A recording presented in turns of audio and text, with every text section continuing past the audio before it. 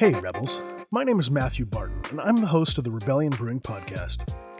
As a former journalist, I often tell people that consuming the news is just like eating. It's important to have a well-balanced diet. Fast food news is easy to consume, whether it's celebrities, clickable cats, or the perpetual outrage machine on talk radio. If fast food news is all you consume, it's going to have a negative effect on you. I tell people it's important to get your news vegetables too, the serious stuff, budgets, government policy, politics. But even then, just like in craft beer, it's important to have a palate cleanser of positive news stories. It's important to look for the helpers, the builders, the do-gooders, the people giving back. That's why I'm so excited for today's guest. Her name is Alexis Losie. She's the Senior Director of Operations with the YWCA Regina, and has a unique insight into the people who are helpers and builders, the people who are giving back. We recently teamed up with the Lady Rebels Beer Club to make a beer. It's amazing.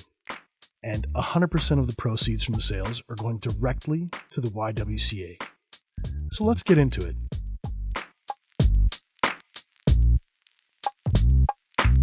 Alexis, welcome to the show. Thanks so much for having me today, Matt. How's it going? It's going good. I am sitting in my home office right now, and this is very different than a normal Monday for me. Were I at the office, I wouldn't be doing a podcast with a local brewery. This is pretty exciting. I wanted to say to you that, man, it's been like years since I've seen you, because I remember bugging you a lot at the university. Well, I wouldn't say bugging, but I do remember you. There's those you remember for many different reasons. Hopefully a couple good ones, but we were kind of tucked over in the Carillon, and then we'd come bug you guys for posters and giving away movie tickets and stuff like that. Yeah, I don't think I'd ever seen more movies. I loved that. That was a fun job working for Alliance Atlantis. Mm-hmm. Yeah. So how long have you been with YWCA? Actually, right in May, it's my 5 months or 5 years. I can't even imagine that it's been 5 years. It doesn't seem like it has been, but it's been an incredible team to join. And the work that's happening there is some of the most important I've done in my life. I feel like it's feeds my need to contribute to a community, doing important work for the folks that are there, and reminding people that no matter what is going on in your world, there's still a world that cares about you. So it's been a good 5 years. I feel pretty lucky to be where I am. 5 years is a really important marker. It kind of shows that you're able to wrap your head around the nuance and the mechanics of what the services are, what you do and provide. But I'm going to back it up a little bit. I know most people have heard the Village People song. They know what the YMCA is. But if you were going to explain it to me like I was an alien fresh off the ship, what is the YWCA? What do you guys do?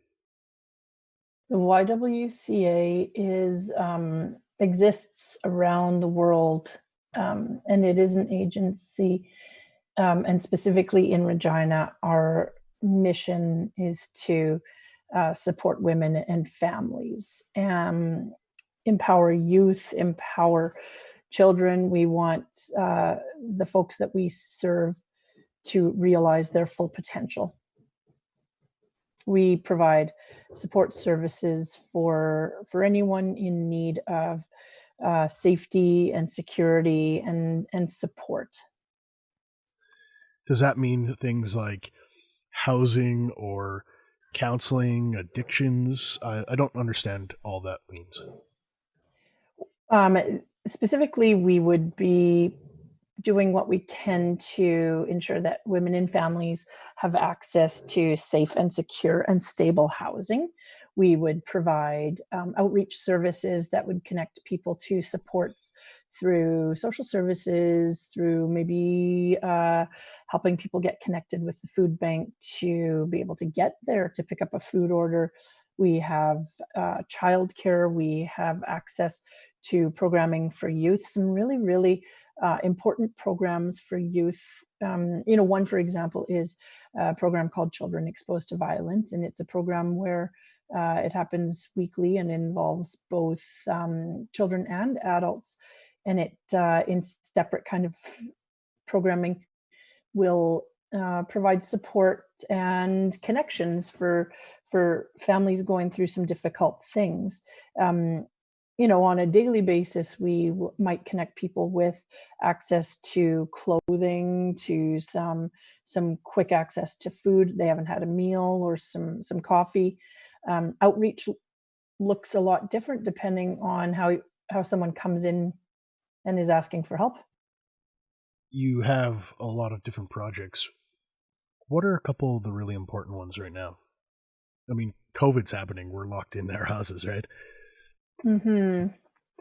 Right now, on a day-to-day basis, our goal is to ensure that women and families know that we are still here for her, here for them.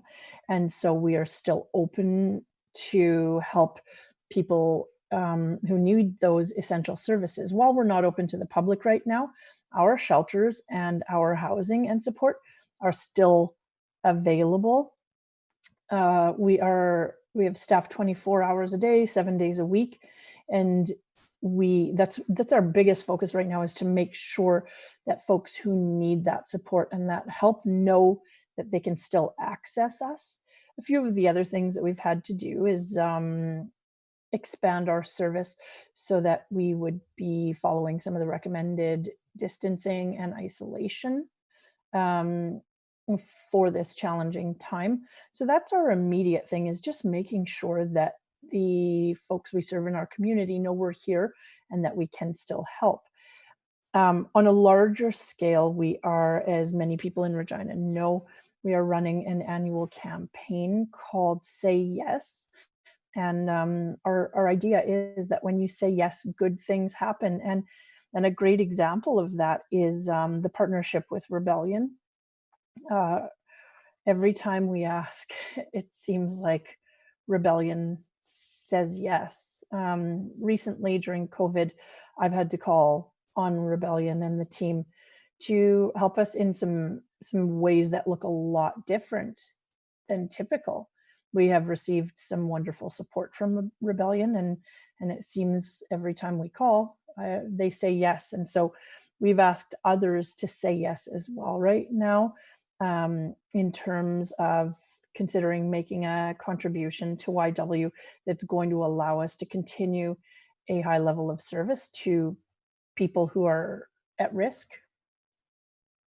I know when we did the Blood Orange beer pickup, we did say to people, please bring essentials like toiletries, toothbrushes, toothpaste, shampoo, sanitary pads, those kinds of things that if you had to leave your house very, very quickly and you maybe didn't have time to grab them, that if you could donate those things, that would be helpful. How did that go? The response that we've had and that people like you are providing has been incredible, because one of the big challenges right now for us is we are closed for donations because we are closed to the public. We cannot have people coming into the building to drop off donations like we typically would. And so it wasn't long into the effects of COVID that we realized that the small inventory we have of these items had diminished, and our hands are fairly tied on being able to accept donations right now. So when Jen called from Rebellion and said, is there something you would need if we could do it in a very controlled setting and provide, it was yes, because like you said, it's fairly easy for folks who have the funds, who have the transportation, and are lucky enough to be healthy enough to be able to just go into the store and grab. That's not the case for many. So necessities like menstrual products, shampoo, hygiene items, to be able to provide those to the folks that we serve is there's no getting around it. You just because they're not there doesn't mean they're not needed. So uh, those items have a big impact on how we provide service. Sometimes all someone needs is shower items. I think about how antsy, how itchy I get if I don't get my daily shower. It's like a part of personal human dignity. So Hmm. to imagine if someone was denied that for a few days, that it would help them reclaim a sense of normalcy or security or personal comfort just to be able to wash your hair or shave, brush your teeth. Just get that ritual back in your life. Yep, I think many of us, because we have access to it and haven't had too many barriers present, a shower isn't something that we would consider not being able to access immediately. And while you might have a shower, we all have our, the items we need to do it. That really isn't the case for everyone. So receiving those items does help us provide just the basic necessities, and sometimes that's all we are able to do, or that's all that someone needs. There are much greater needs than that too. Shampoo is not always the solution to the problem, but oftentimes what are the easiest things that we can try and help with, and then once we've done that, let's look at the bigger picture. One less thing you have to think about, right? It just takes that checklist off, check, check, check. Yeah. Yep. I noticed that you guys were collaborating with Dandies. I love them. I love their product. I love their attitude and their vibe. They're just so when I saw they were working with you, I was like, yes. Hmm. Yep. That was one of those nice surprise emails to receive, because it was just sitting in my inbox saying, "Hey, Dandies wants to participate and help with a very special ice cream for Mother's Day." And so, what could be better? Um, to celebrate and help support a cause, obviously, that we're very passionate about. But for us to be able to say that we're beer and ice cream that are going to contribute to the YWCA, that's pretty amazing. And also just the response from local businesses like that. The list is growing of people who have decided to reach out and say, how can we help? Dandies was a great surprise, and we're excited to have that they considered us. Who else is helping you out? Let's give them a shout out too. One of the groups that we have been receiving some love from since COVID started is the Prom House Financial Group. And they have been providing sandwiches from the Italian Star Deli on a weekly basis to the women and families we serve. They have also taken a little bit of an extra step and have included our staff. They said, the folks working have been really, really they want to make sure that lunches are provided for them. Copper Kettle and O'Hanlon's have sent over meals for all of the women we serve a few times now. We've started on our social media it's called a virtual hug. It goes out on Saturdays, and we're trying to list everyone who's done some special things for us, because we're seeing some amazing acts of kindness. Multinational has reached out as well. This past week, the Williston from Harbor Landing, they brought bagged lunches and treats for the kids, quite a bit over, to ensure that anyone who needed some extra food security had access to it. And then last Sunday, we received from the Guru Nanak Free Kitchen a really, really wonderful donation of a hot meal for the women and families we serve. So, I mean, it's just been pretty wonderful. Also, from the warehouse district, it was, I believe, a collaboration of groups that did some hand sanitizer. We had some masks dropped off by a group that didn't really want to have any special acknowledgement. They just wanted to make sure that they knew they cared, or that we knew at the YW that they cared about the work we're doing, and what we can do is provide you with masks. So here you go. And it's been these very unexpected gifts and support that just remind us as an agency and an association that the folks in Regina do pay attention to the needs and try and help as they can. I can let you know that the hooligan hand sanitizer was a collaboration between Outlaw Trail Spirits, a couple pharmacies in Moose Jaw, and a couple private donations from people who said, I'm going to give you some money, but I don't want public acknowledgement. I'm just going to give this money. Yeah, I was, thanks for sharing that, because I wasn't actually sure of everyone who had contributed to it. I knew the name and I knew it was connected to Warehouse District, but I wasn't sure. So thanks for that. And that's the other thing too, is that while we're seeing, we have and I mean, I've just mentioned a few of the groups who are helping right now. There's more than that. And not everyone is doing it. Like we're saying to people, oh, we'd like to publicly acknowledge. There's a lot of groups that aren't that interested. Like, nope, it was something we could do, and we're going to continue to do it for as long as we can. If nothing else, it is a reminder to you that the work you're doing is important. When you started at YWCA, could you imagine this kind of generosity from the community? I've always believed that people have a generous, have the potential to be very generous and very kind.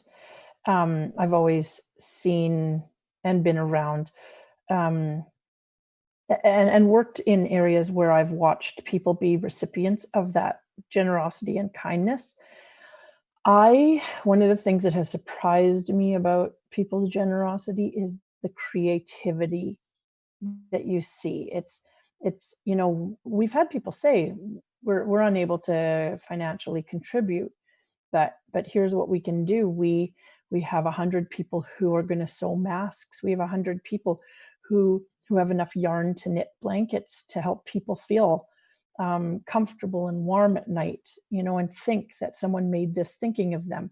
That's the part that has gotten me, is that people want to give and contribute so much that if there are barriers on how they give, they come up with creative ways that will work for them.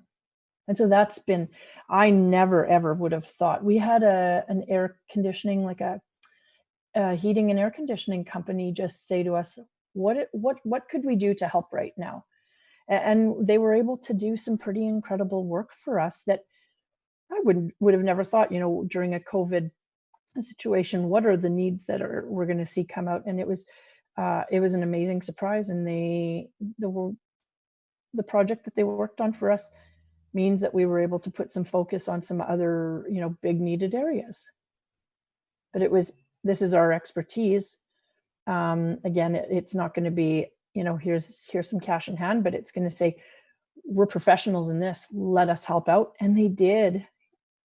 So it's been heartwarming, and it's been a good reminder that when things are precarious and that there isn't necessarily stability in the days ahead quite yet, that you can depend on the community around you. If you look back and you think about all the amazing things that have happened, or the builders, the helpers, what's the one that kind of stands out in your mind and you said, I'm never going to forget this? As far as acts of kindness that I've seen recently? Yeah.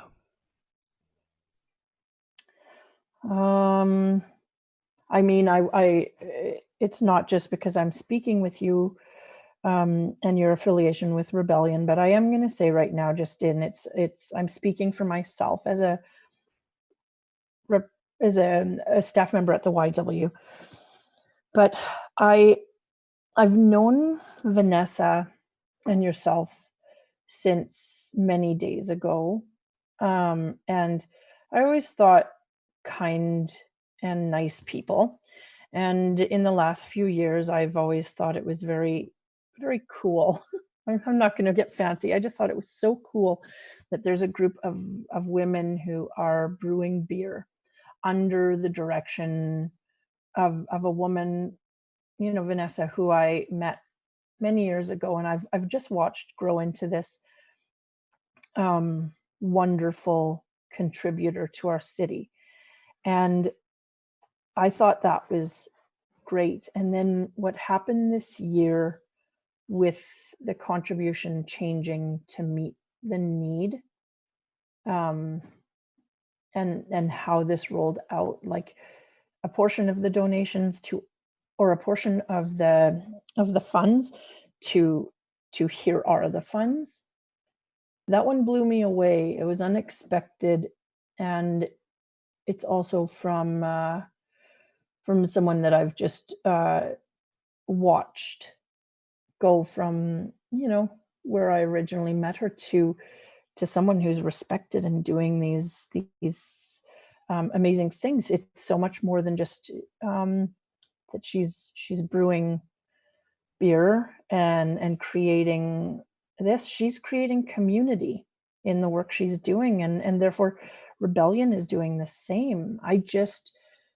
It's from unlikely partners, I think, is probably the biggest thing that I notice, and that makes me so proud of our city, is how people have found a way to make it work, to support. So that's been a big one. I mean, there's so many, it's hard to really pinpoint the one. That one is just, if I asked my colleagues and my coworkers, there would be a lot of answers to the kind acts that we've seen. I find it interesting that you bring up Vanessa. She's been such an integral part of the culture at Rebellion. Her sense of humor and her work ethic, her values have really kind of rubbed off and shaped the way the brewery works, and it's part of the DNA of Rebellion. And I don't want to say she's a wallflower, because she's not. She's reserved, but she doesn't ask for accolades or credit. She doesn't get flashy and want to jump in front of the camera and give a big speech. She's more focused on just keeping her head down and being committed to excellence. Yeah, I agree. She's not doing this to stamp Vanessa's name on it. She's doing it because she saw a need, and she knew that she had some access to a line to help. And I think that that's what makes it so special for me. And it's women supporting women, but then it's communities supporting women. We've talked internally about our Here for Her campaign, and I saw Vanessa wearing the shirt the other day, and Mark has worn it.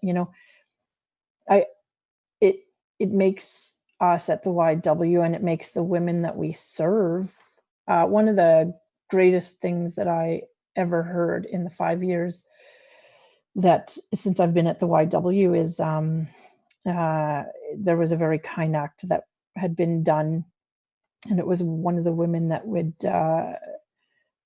she lives with us, and she said, like, there's people out there who care about us, like they know we're here. And I thought, yeah, there's a world of people that know you're here, that just want you to know that you're cared for, and that you exist, and that the world is better because you're in it, and that's the messages I've said to a group. I said, you're feeding bellies, but you're feeding hearts, and you're feeding souls right now as well. Any of these, it's more than a sandwich. It's more than a face mask. the message is you're here and we're going to support you in good and bad times. So it's hard, like I said, to pinpoint one, but it's those ongoing acts that continue to make me think, if they're going to do it, I got to work extra hard too. That's how Vanessa makes me feel. I'm like, oh man, I don't want to let Vanessa down. She'll come in on Saturdays and Sundays, 7 days a week. It doesn't matter if she needs to tweak a dial or inspect a brew or run a test or just anything. Her attention to detail is perfect. And when she values your team and she's building the Lady Rebels Beer Club, because a lot of that is built out of her desire to build a community led by women for us, for everyone to enjoy craft beer. But it's nice to see how she's figured out, I really value the YWCA, and here's how I'm going to bring them into my community, which is lady brewers. And man, she's so cool. Sorry, I'm going to stop talking about her. I'm just going to brag about her all day long if you let me. Oh, I would too. Yeah. Well, just to let you know that the Blood Orange beer, it was a wild success. I really, really hope you enjoyed it. I personally cannot drink it because it has lactose. It'll hurt me physically, but I really did hope you loved it. Oh, I shouldn't even admit this, but I'm someone who, the more ingredients and flavors I can put in a beer, 10 liters of Clamato, 14 lemons, and, some dill pickle juice. Great. That's how I love my beer. This to me was a beer that needed nothing added. There wasn't a single flavor. It was like the perfect mix of flavors, and not one stood out stronger or louder than the other. It was just a nice, mild beer. And I got to share one yesterday on Mother's Day with my mom and sister. And yes, we are total lightweights who shared one can of beer between the three of us. And each enjoyed it, talked about the flavors that we enjoyed. And my sister, who is a true beer drinker, loves it all, the lights, the darks, the strong. She said, yeah, this is just a nice beer. My mom, who is on the other extreme, who, unless you've worked 18 hours outside in the heat and it's ice cold, a beer is not that exciting, but on a hot day. And so we all enjoyed it and talked about it. And for three very different beer drinkers, it was a hit to all of us. So I think it's a beer for anyone. I really do love it. I'm glad you enjoyed it. I'm really excited to hear that. Alexis, I'm going to include links in the show notes so people can find out more about YWCA, but I just, from the bottom of my heart, thank you for all your hard work. Thank you to your team.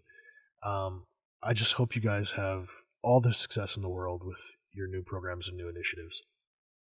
And same to the team at Rebellion and Regina, the community.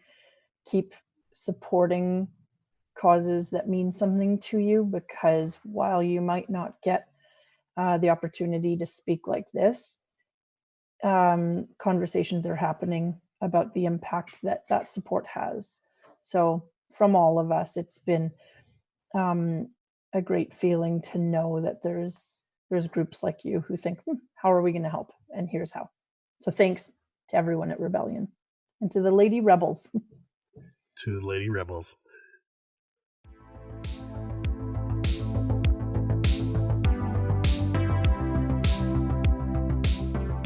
Rebels, thanks for listening today. I'm going to include links in the show notes so you can find more about the YWCA's local programming in the city and how you can get involved and help out too. If you have any questions or comments about this episode, be sure to join us on our brand new Facebook group page, the Rebellion Brewing Podcast. Really easy to find. Just search for Rebellion Brewing Podcast. I'm also proud to let you know about a brand new podcast by my good buddy, Kevin Brown. He's a familiar face in the craft beer scene, and his new show is called Holy Fuck, It's a Music Podcast, where he interviews tons of local people involved in the Regina music scene and Saskatoon music scene.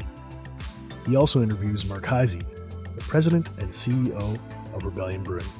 I'll be sure to include the links in the show notes so you can find it. The Sask craft beer scene is always changing, but I'm going to do my best to keep featuring all the new, local, awesome beers coming out. Be sure to follow us on Facebook, Instagram, and Untappd so you don't miss out on a single thing. Thank you for joining the Rebellion.